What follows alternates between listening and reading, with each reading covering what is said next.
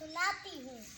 किताब का नाम है घड़ी की टिक टिक और इस किताब के लिखने वाले का नाम है सफदर अली हैदरी।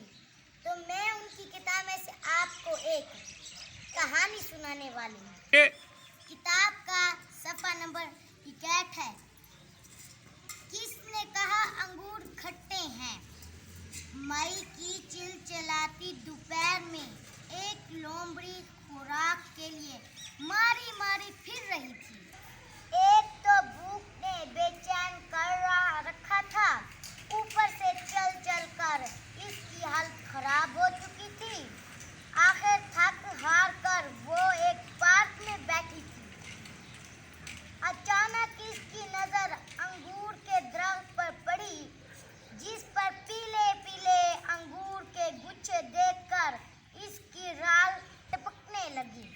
वो जल्दी से वहां पहुंची, मगर ये देखकर इसकी उम्मीद परवाज पर ओस पड़ गई कि दरख्त इसके कद से खासा ऊंचा था।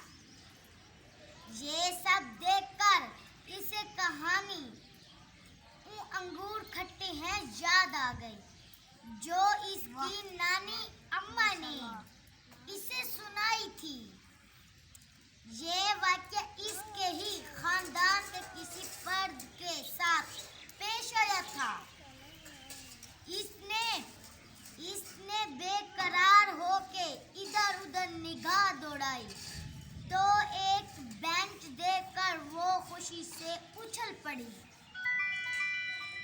जल्दी से बेंच के पास पहुंची और जोर लगाकर इसे खींचने लगी। खुदा खुदा करके वो इसे मतलूबा जगह तक खींच लाई।